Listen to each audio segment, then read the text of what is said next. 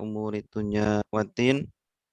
Wassalatu wassalamu ala asyrafil anbiya'i wal mursalin Sayyidina wa maulana Muhammadin wa ala alihi wa sahbihi ajma'in amma ba'd. Subhanaka la ilma lana illa ma 'allamtana innaka antal alimul hakim wa tub 'alaina innaka antat tawwabur rahim. Rabbi shrah li sadri wa yassir li amri wahlul 'uqdatam min lisani yafqahu qawli.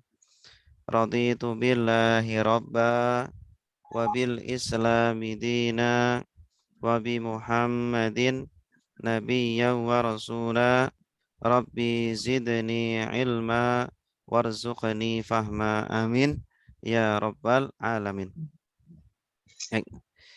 Bapak Ibu yang dimuliakan Allah, alhamdulillah kita masih diberikan kesempatan oleh Allah untuk bisa hadir di majelis ilmu ini. Semoga kita selalu bisa hadir di majelis ilmu, diberikan ilmu yang bermanfaat, diberikan hati yang istiqomah untuk bisa berada terus dalam kebaikan. Amin ya rabbal alamin.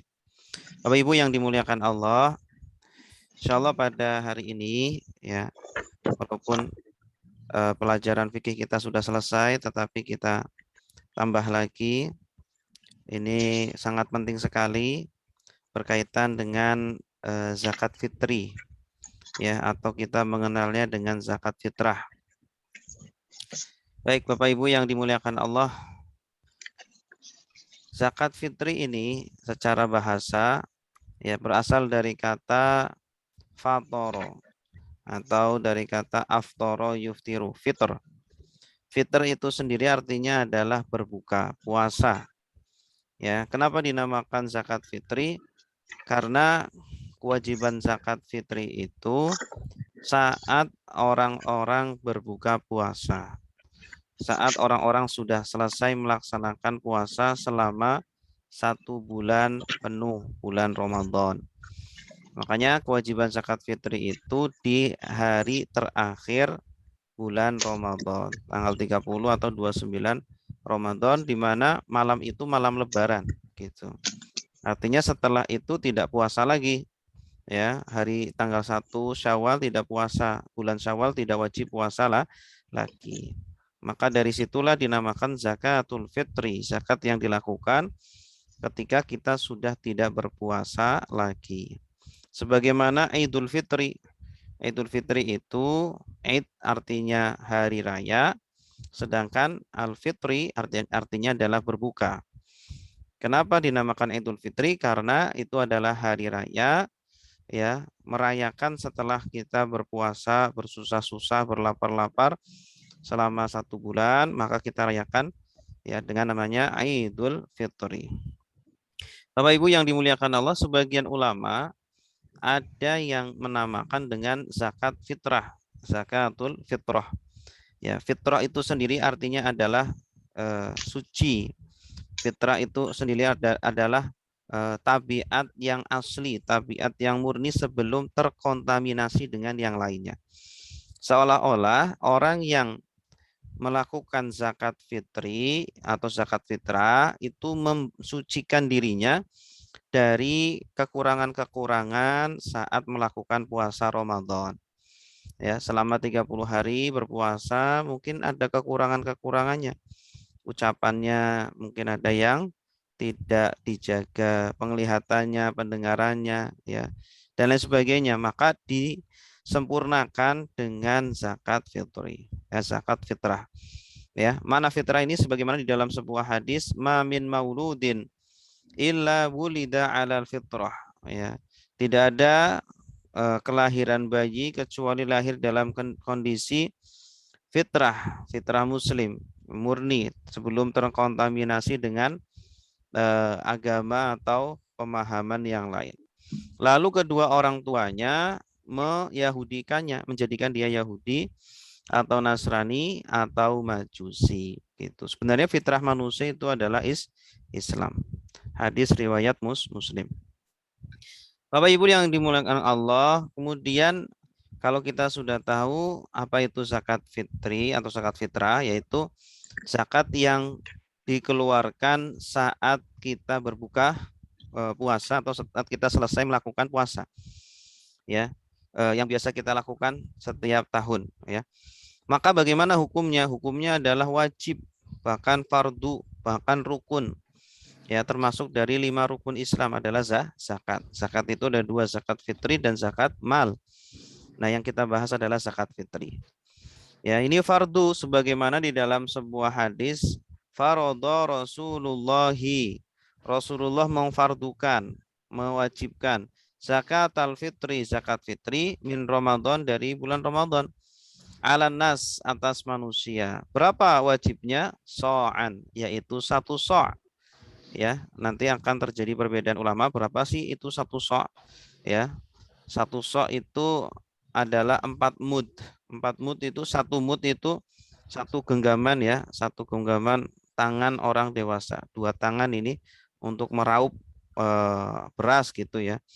Itu 1 so', atau 1 so' sekarang dikonversikan sekitar 6,7 on, ya, 6,7 on. Min tamrin, dari kurma, au so'an, atau so', 1 so', min syairin, dari gandum, ya.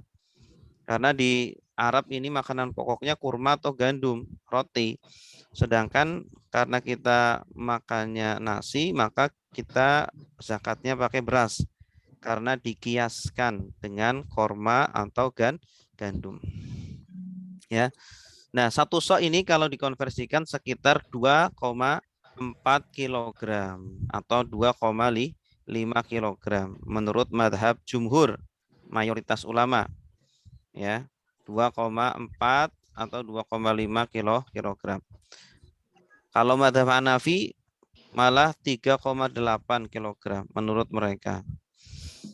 Ala kulli hurrin, wajib atas setiap orang merdeka, ya, setiap dari kita insya Allah merdeka. Awa abadin, atau atas budak. Nah, bahkan budak itu wajib, ya, budak wajib. Namun nanti menurut jumhur tidak wajib, ya.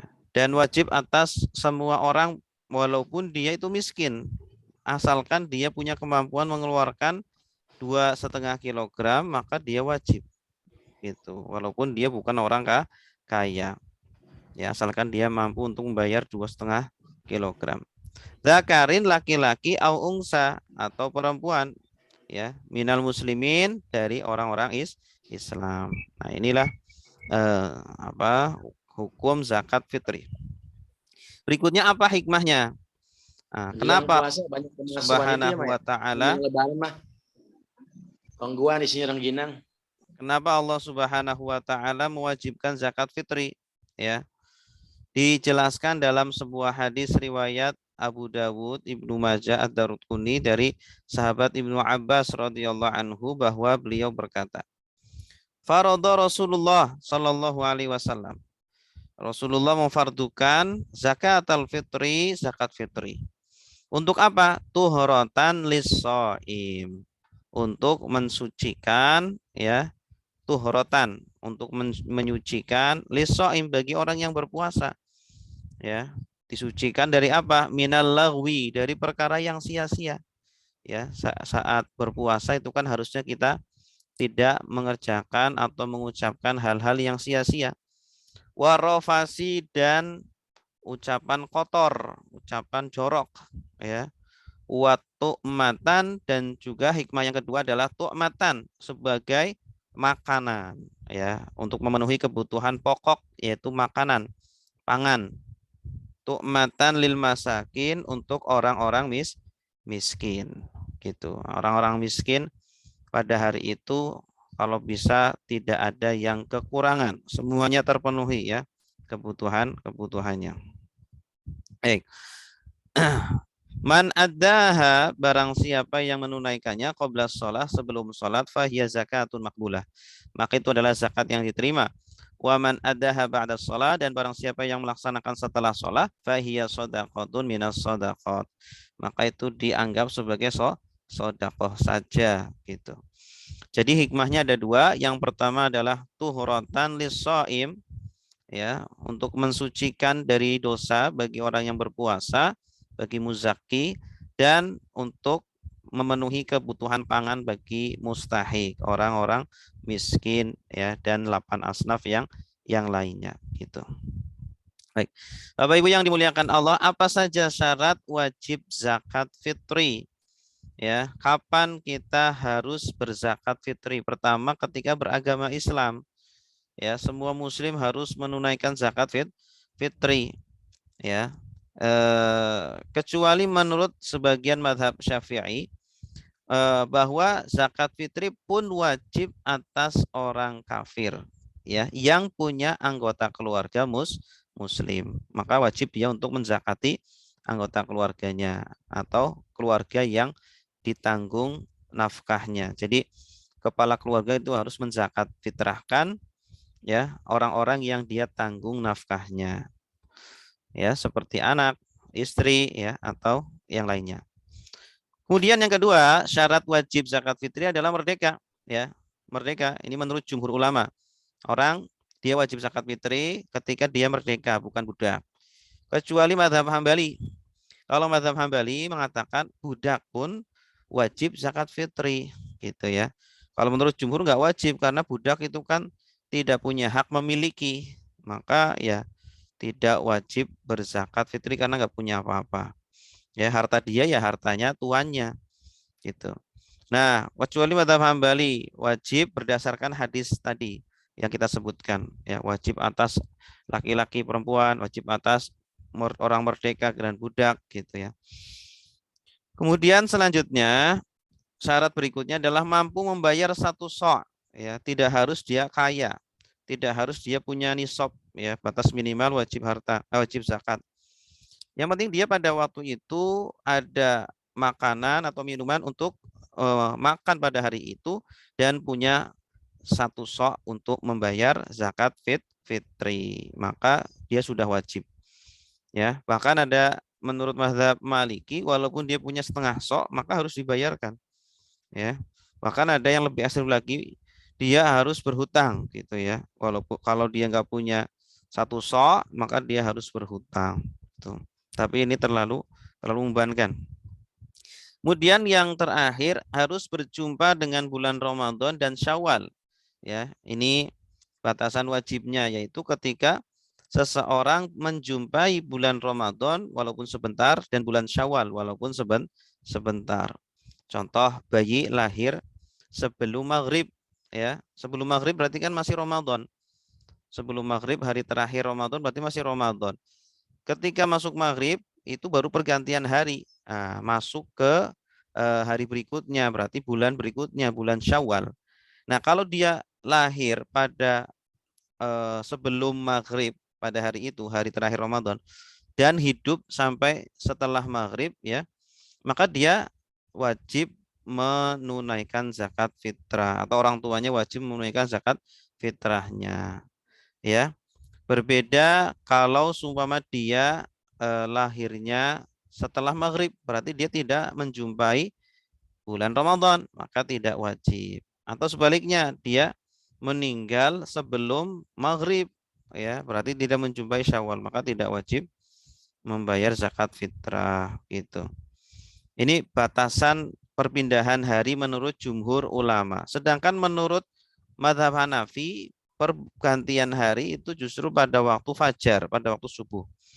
Jadi kalau orang menjumpai, ya, apa namanya, kalau orang hidup, ya, atau lahir sebelum fajar, sebelum subuh, lalu hidup sampai setelah fajar juga masih hidup, berarti menjumpai Ramadan dan juga Syawal, maka dia wajib untuk membayar zakat fitri, gitu. Baik, Bapak Ibu yang dimuliakan Allah, itulah 4, ya, syarat wajib berzakat fitrah. Yang pertama muslim, yang kedua merdeka, ketiga mampu membayar 1 sok atau 2,5 kilo, yang keempat berjumpa dengan Ramadan dan Syawal. Kapan waktu membayar zakat fitrah ini? Ada waktu wajib. Waktu wajib itu kapan? Ya, yaitu ketika masuk maghrib menurut jumhur ulama ini, ketika maghrib akhir Ramadan, ya, itu sudah wajib, ya. Sebenarnya ada satu waktu lagi sebelumnya, yaitu waktu mubah. Yaitu dari awal bulan Ramadan sampai akhir bulan Ramadan itu waktu mubah.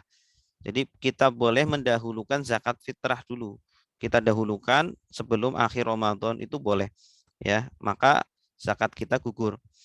Nah, ini waktu wajib ya, berarti ketika maghrib menurut jumhur, sedangkan menurut mazhab Hanafi waktu wajibnya adalah ketika fajar ya, awal Syawal, berarti setelahnya ya, setelah kita setelah maghrib, setelah isya, terus setelahnya itu subuh pada hari itu. Kemudian ada waktu sunnah, waktu yang dianjurkan untuk berzakat fitri, yaitu sebelum manusia keluar Idul Fitri. Ini waktu yang utama, justru waktu utama ya.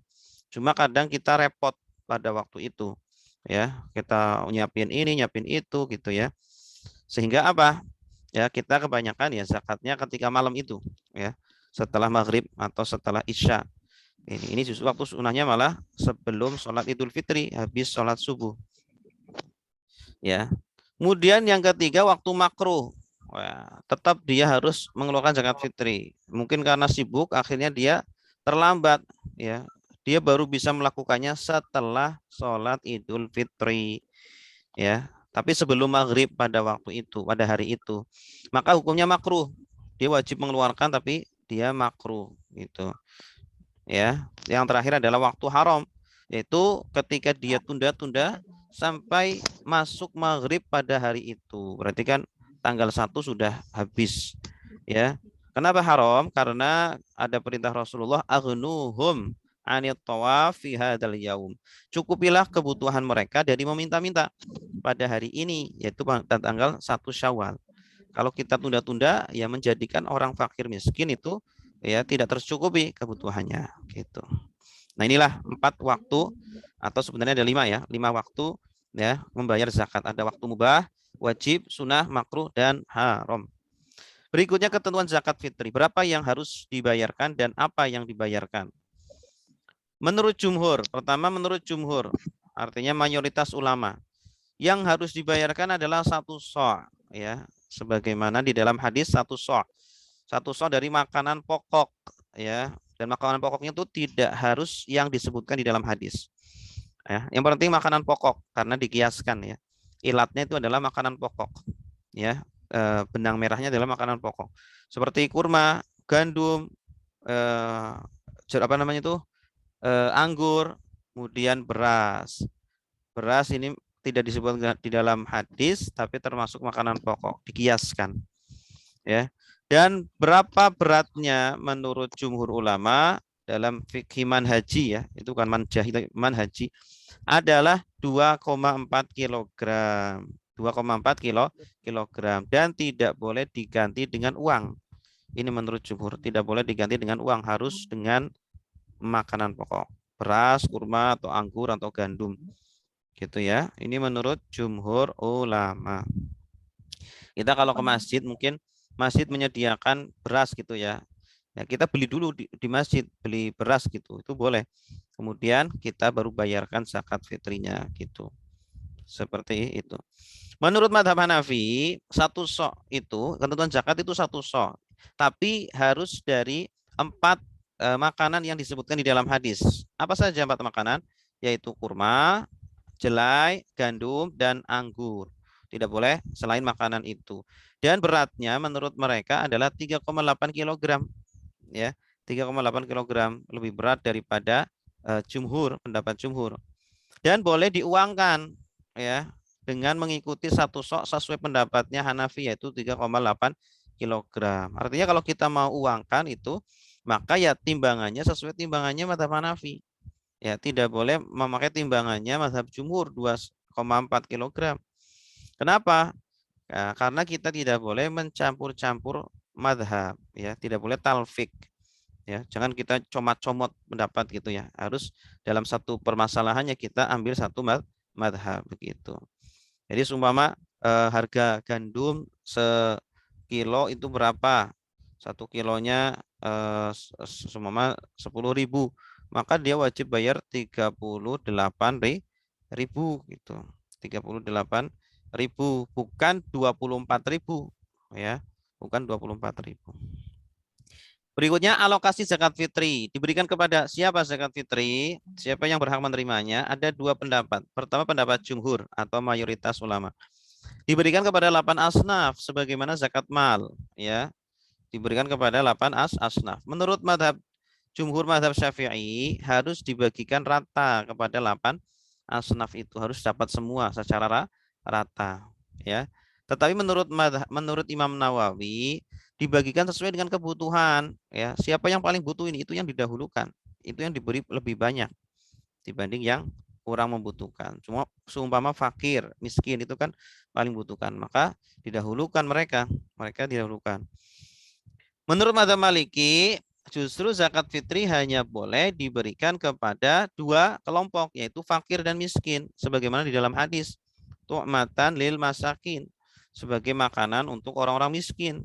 Miskin itu di atasnya fakir, jadi fakir otomatis dapat, gitu ya, sebagaimana di dalam hadis yang sudah disebutkan. Terakhir adalah perbedaan antara amil zakat dan panitia zakat. Biasanya di akhir bulan Ramadan, malam Lebaran, di masjid-masjid atau musola-musola itu mengadakan panitia zakat. Ya, apa perbedaannya? Nah, perbedaan yang pertama, amil itu diangkat pemerintah, ya. Ada surat atau ada legalitas dari pemerintah. Sedangkan panitia zakat tidak ada, ya, bikin sendiri gitu. Yang kedua, amil adalah pengganti muzaki. Statusnya amil adalah pengganti dari muzaki. Sedangkan panitia adalah wakil.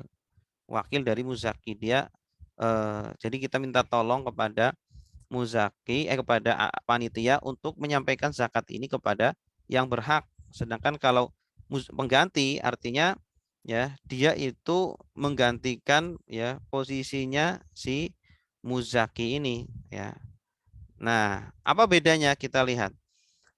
Kalau zakat yang diberikan kepada amil nomor 3 ini, kalau sudah diberikan kepada amil walaupun belum disampaikan kepada mustahik, ya mungkin disampaikannya nanti setelah 10 hari kemudian, maka zakat sudah dianggap sah.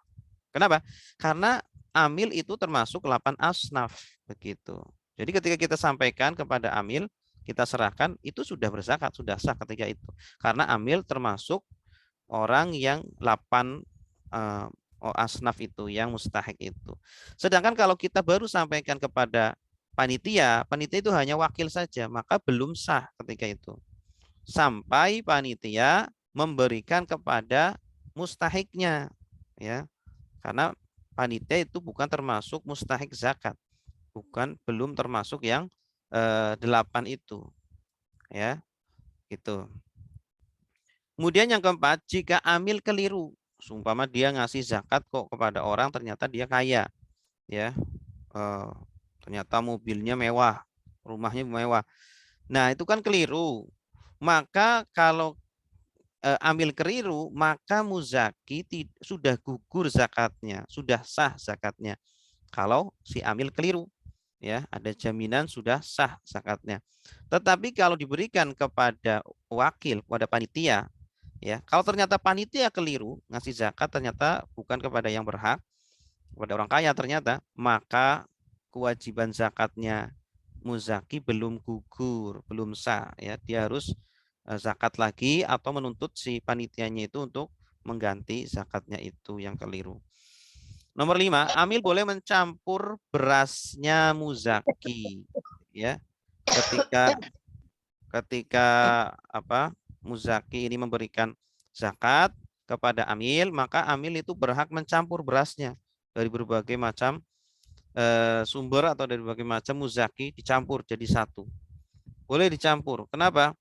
Karena si amil itu adalah termasuk orang yang boleh menerima zakat dicampur. Bahkan setelah dicampur boleh dikasihkan lagi kepada si muzakinya itu kalau muzakinya adalah termasuk miskin atau termasuk mustahik, ya. Sedangkan panitia tidak boleh mencampur zakatnya muzaki, ya, karena takut nanti kembali lagi kepada muzaki itu, dan tidak boleh yang namanya zakat itu kembali lagi kepada muzaki, ya. Datang orang berzakat, kemudian dibalikin lagi kepada dia gitu. Karena kamu miskin, ini buat kamu lagi. Nah, kalau diberikan kepada panitia itu belum sah. Karena ketika baru dikasihkan ke panitia belum gugur kewajibannya, belum sah zakatnya. Nah, tapi kalau dikasihkan ke amil, ketika itu pula sudah sah, gitu ya. Ketika itu pula sudah sah. Kalau mau diberikan lagi kepada muzaki, karena muzaki ini termasuk mustahik juga, maka diperbolehkan. 6. Amil berhak bagian dari zakat karena amil termasuk 8 asnaf itu, sedangkan panitia tidak. Kecuali kalau panitianya miskin atau panitianya itu termasuk 8 asnaf gitu, maka dia boleh mendapat bagian zakat, tapi bukan karena sebagai amil, karena dia bukan amil panitia, tetapi sebagai miskin atau fakir atau yang lainnya. Yang keenam, amil boleh mengambil biaya operasional. Kalau sebagai amil boleh mengambil biaya operasional, seumpama butuh kresek atau butuh kendaraan, bensin, ya makan, minum, ya. Sedangkan kalau panitia zakat tidak boleh mengambil dari zakat itu, ya. Harus menggunakan sumber dana selain dari zakat. Baik, Bapak Ibu yang dimuliakan Allah, demikian yang bisa kami sampaikan. Silakan bagi Bapak Ibu jika ada yang mau ditanyakan, kami buka sesi pertanyaan. Allah a'lam bishawab. Silakan.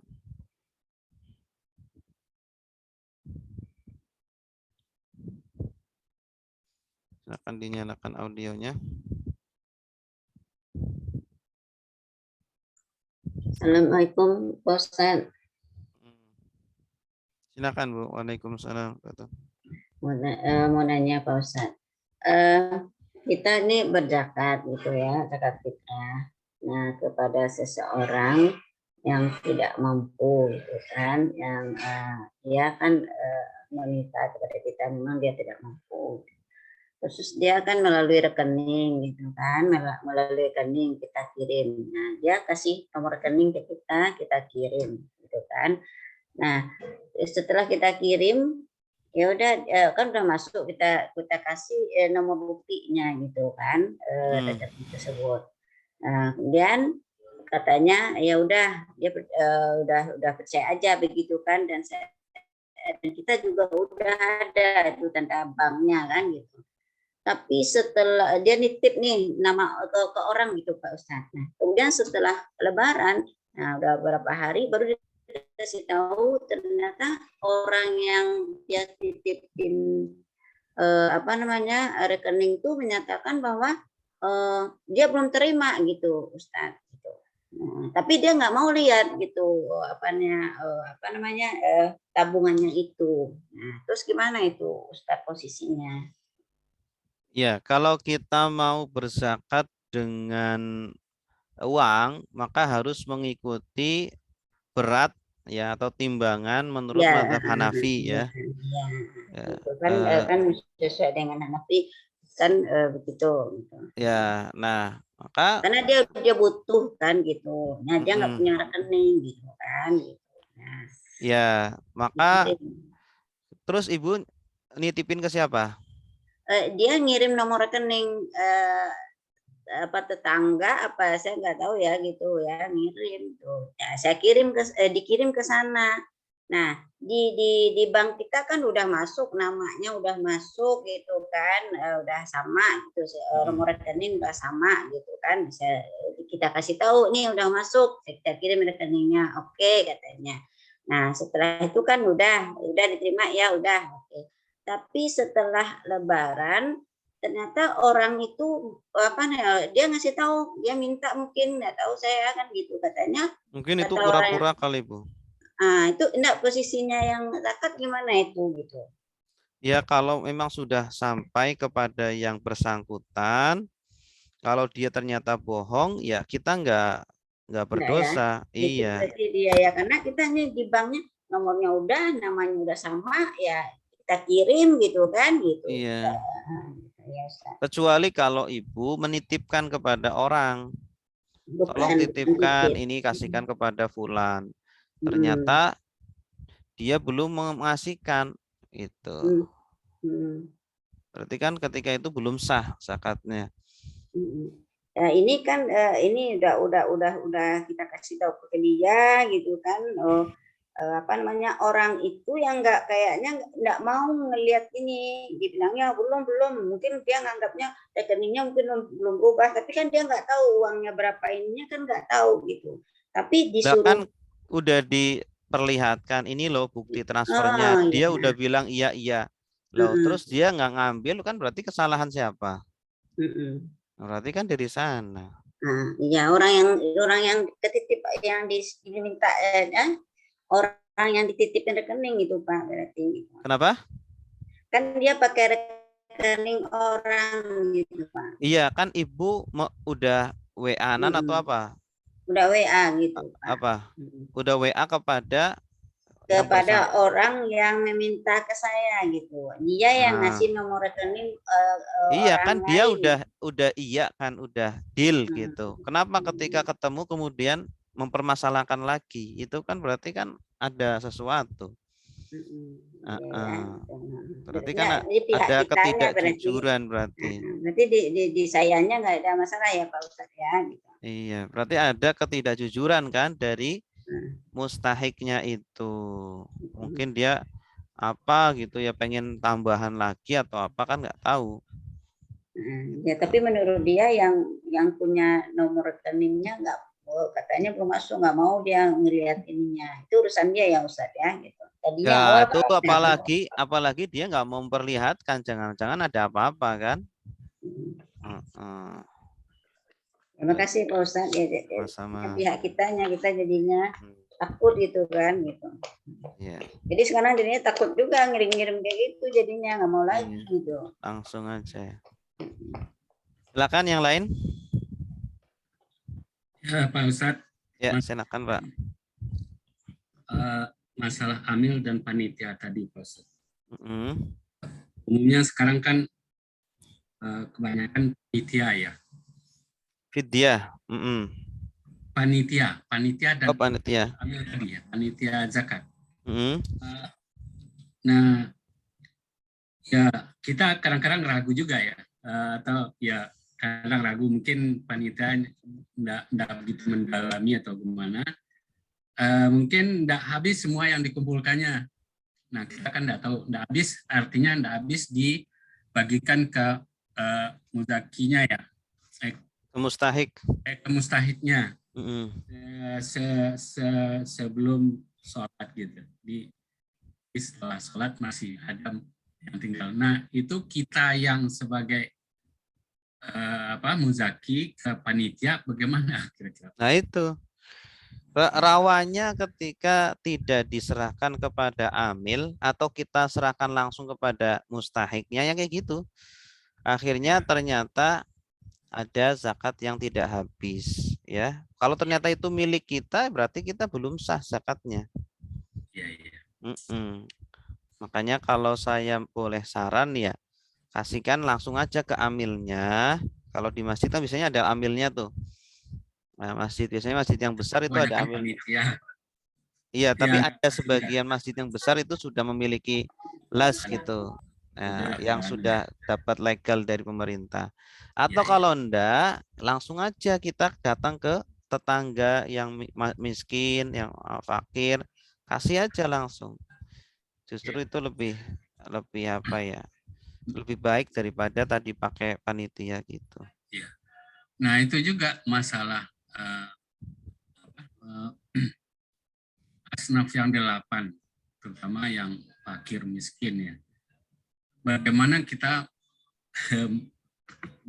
melihatnya bahasa dia itu miskin, dan sebagian kan ada juga yang meminta-minta ya, aja ke saya, ke kami atau mana. Mungkin dia berdalih fisabilillah barangkali, fisabilillah ya. Nah, fisabilillah nih gimana kriteria fisabilillah? Dia mengindikasikan ya, kadang saya kan menjalankan ya sebagai seorang guru, sebagai seorang ustadz misalkan gitu ya. Kenapa itu dianggap fisabilillah?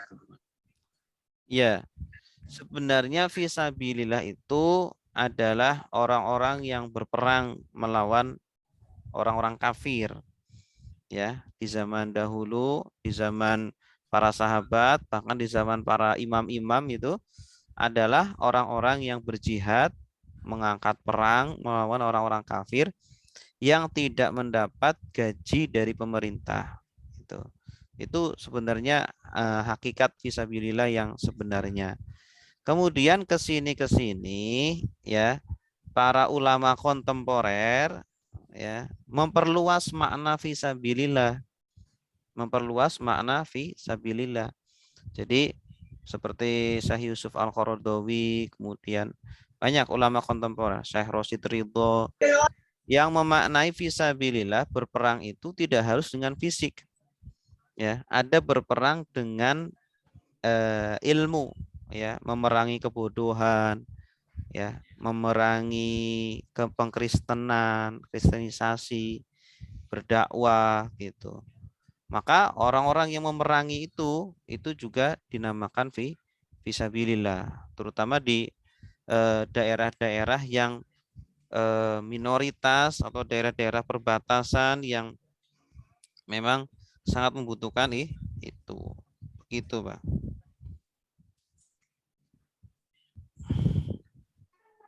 Mu'alaf itu batasnya kapan, Pak Ustaz? Kalau mu'alaf itu tidak ada batasan di dalam agama kapan ya, tapi secara uruf, secara adat kebiasaan. Jadi di masyarakat itu seseorang dikatakan baru itu berapa lama? Ya. Kalau Bapak itu di sekolah aja lah, ada siswa baru itu berapa lama sih? Ya, itu melihat kepada urf. Tapi kalau udah tahunan itu bukan mu'alaf lagi. Ya, kalau udah tahunan bukan mu'alaf lagi gitu. Kadang ada orang yang sudah tahunan tapi ngakunya masih mu'alaf ya. Gitu. Ya. Ya, silakan. Ya, Ustaz. Assalamualaikum warahmatullahi wabarakatuh. Waalaikumsalam warahmatullahi. Ya, Ustaz, itu zakat fitrah akan diberikan kepada orang-orang yang berhak daripada fakir dan miskin. Kemudian kalau misalnya tidak dikeluarkan ya langsung, tetapi dikeluarkannya setelah orang-orang datang dari masjid, kan itu bentuknya sudah sedekah. Setelah salat Idul Fitri. Ya. Bentuknya kan sudah sedekah.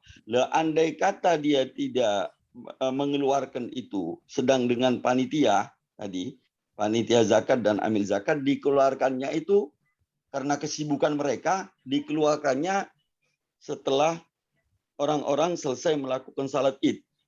Lah, apakah dia itu karena kewajibannya itu sudah merupakan sedekah, tetap tidak gugur, untuk tahun yang akan datang dia harus bayar double? Ya, pertanyaan bagus. Jadi kalau kita berzakatnya kepada amil, ya, kalau kepada amil, maka kesalahan atau kekeliruan dari amil itu tidak menjadikan zakat kita tidak sah, tetap sah, ya. Yang nanggung amil sendiri, kenapa dia nunda-nunda? Gitu. Ya. Makanya yang namanya amil tanggung jawabnya besar. Tidak hanya menerima bagiannya aja, tapi dia tanggung jawabnya besar. Ya, tidak boleh ditunda-tunda gitu. Nah, tapi kalau kita memberikannya kepada panitia, nah ini masalah. Kalau kita ngasihnya kepada panitia zakat, tidak diangkat oleh pemerintah, tidak ada legalitas pemerintah, ya hanya sukarelawan saja, maka kalau ternyata ditunda-tunda, nah, maka kalau tidak sah, maka kita pun sebagai muzaki turut bertanggung jawab. Gitu ya, turut bertanggung jawab. Ya, berarti belum sah zakat kita, gitu. Kalau misalnya Ustadz dikelola dengan organisasi, ada organisasi NU, Muhammadiyah, kan sudah jelas organisasi ini legal. Ya, kemudian apakah organisasi ini juga bisa dinyatakan sebagai amil, Iya. bukan panitia. Kalau NU, Muhammadiyah, Dompet Duafa itu punya las. NU Ya. itu punya Lazisnu, Ya, Muhammadiyah punya Lazisnu. Lazismu, ada Ya. Dompet Duafa, ada Darut Ya. Tauhid. Itu terdaftar semua di pemerintah. Oh begitu. Iya. Jadi termasuk mereka itu termasuk amil ya? Iya, mereka itu termasuk amil yang legal gitu. Ya. Jadi kalau kita ngasih kepada mereka, ya kita aman gitu. Ya. Kalaupun Ya. mereka seperti tadi menunda-nunda, ya tanggung jawab mereka gitu. Ya. Kalau masjid-masjid, Pak Ustadz? Yaitu masjid-masjid kebanyakan masih panitia, kecuali sedikit ya. Ya. Syukran. Sama-sama. Yang lain silakan.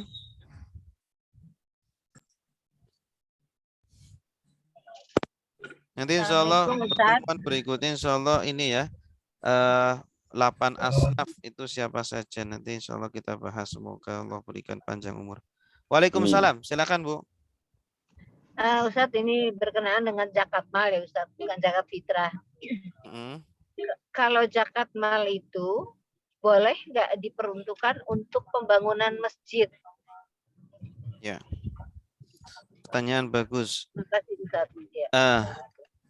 Untuk pembangunan masjid zakat mal, ini sebenarnya kalau bisa nanti kita bahas pertemuan berikutnya. Makna fisabilillah. Nah, salah satu dari 8 asnaf kan fisabilillah. Tadi sudah kita jelaskan makna asli dari fisabilillah, yaitu orang yang berjihad dengan fisik ya. Kemudian ulama sekarang banyak yang menafsirkan ulang atau perluas makna dari fisabilillah, berjihad dengan dengan tenaga atau dengan memberantas kebodohan atau kristenisasi begitu ya. Di antaranya itu adalah pembangunan masjid, karena bisa memerangi kristenisasi. Semua di daerah minoritas ya, nggak ada masjid. Orang-orang akhirnya nggak sholat, nggak ngaji, nggak ibadah. Akhirnya kan mudah dimasuki oleh kristenisasi. Maka boleh disalurkan kepada masjid menurut sebagian ulama. Sebagian ulama lagi tidak memperbolehkan. Kenapa? Karena kalau makna fisabilillah itu yang penting sesuatu yang baik diberikan kepada pos-pos yang baik, pokoknya segala macam kebaikan adalah fisabilillah. Nah, kebaikan itu sangat banyak sekali, ya kan? Kita semua bikin lomba tahfidz Quran itu juga kebaikan. Apa boleh diambil dari zakat? Ya, atau membangun pesantren, membangun masjid, membangun majelis taklim, itu juga fisabilillah. Nah, maka menurut pendapat ulama yang kedua, ya, makna fisabilillah itu tidak boleh diperluas, karena kalau diperluas nanti tidak ada fungsinya kata innama dalam ayat innamas shadaqatu lil fuqara. Innama itu termasuk kata yang menunjukkan peringkasan, penyempitan, pembantasan. Ya, kalau kita perluas makna dari fisabilillah, nanti fungsi dari innama tidak ada. Innama itu kan artinya sungguh hanya itu berarti kan membatasi begitu ya. Jadi menurut pendapat ulama kedua ini tidak boleh untuk pembangunan masjid begitu, pesantren atau apa, walaupun ada yang bolehkan juga. Allah a'lam. Assalamualaikum Ustaz, mau tanya. Silakan. Masalah penyaluran zakat melalui panitia masjid. Nah, bagaimana kita tahu bahwa panitia itu sudah menyerahkan ke penerima zakatnya, atau bagaimana Ustaz? Apa kita nggak perlu tahu? Karena ya, kalau tidak kita harus pintar-pintar mencari informasi ya terhadap panitia itu apakah amanah atau tidak gitu. Hanya pilih yang amanah.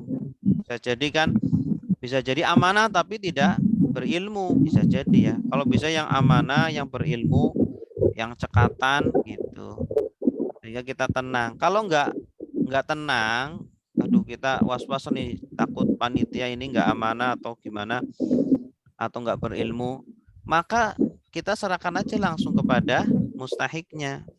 Mungkin kita punya tetangga yang miskin atau punya kenalan miskin, ya, atau punya apa, punya adik itu kan boleh kita kasih zakat kepada adik kita, ya, atau kakak, asalkan bukan orang tua atau kakek, nenek atau anak, cucu gitu ya.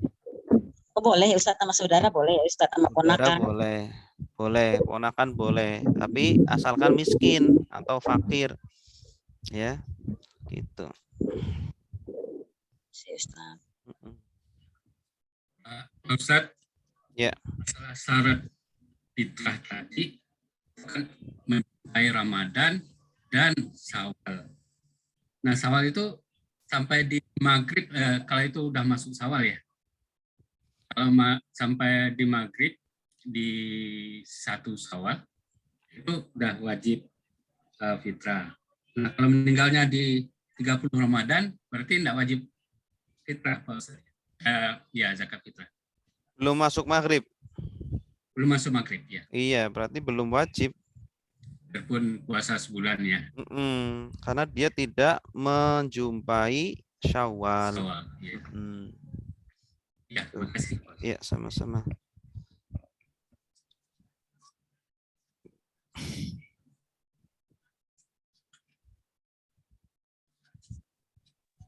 Assalamualaikum Ustadz. Waalaikumsalam.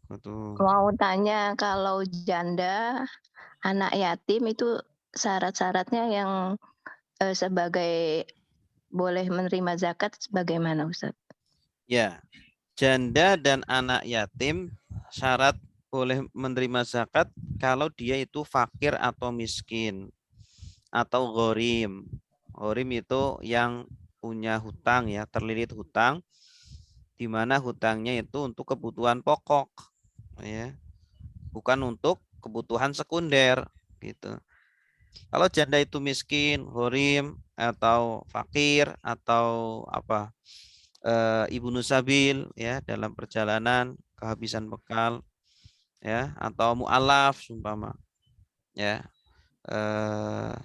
boleh dikasih dari zakat itu. Tapi kalau janda tapi kan kaya, anak yatim tapi kaya karena dapat warisan dari orang tuanya banyak, maka tidak berhak mendapatkan zakat, gitu.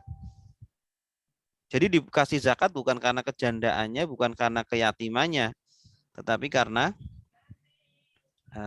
fakirannya atau kemiskinannya.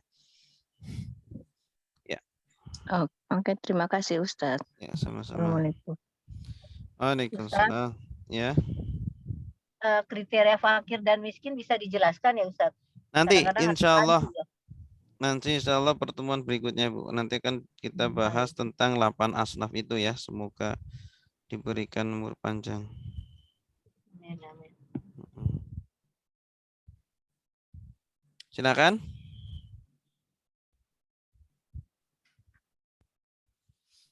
Atau saya jelaskan ya. Fakir itu orang yang, atau miskin lah. Miskin itu orang yang punya pendapatan tetapi tidak mencukupi kebutuhan sehari-harinya. Gitu. Itu miskin. Sumama dia setiap bulan pengeluarannya 3 juta.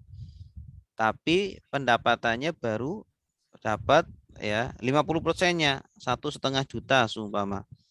Padahal pengeluarannya 3 juta.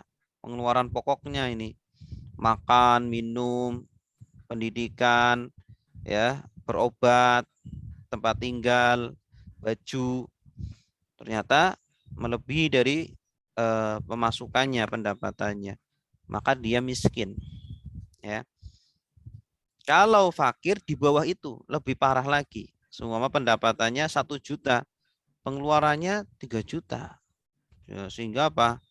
Ya hanya dia ngutang, ya, atau makannya kurang-kurangi begitu.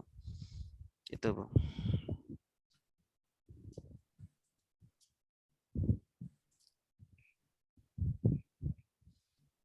Silakan yang lain. Cukup?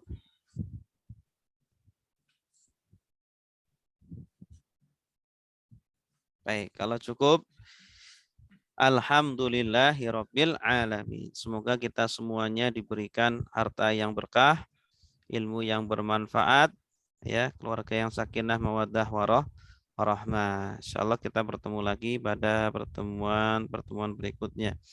Mari kita tutup dengan doa kafaratul majlis. Subhanakallahumma wa bihamdika asyhadu an la ilaha illa anta astaghfiruka wa atubu ilaik. Wassalamualaikum warahmatullahi wabarakatuh.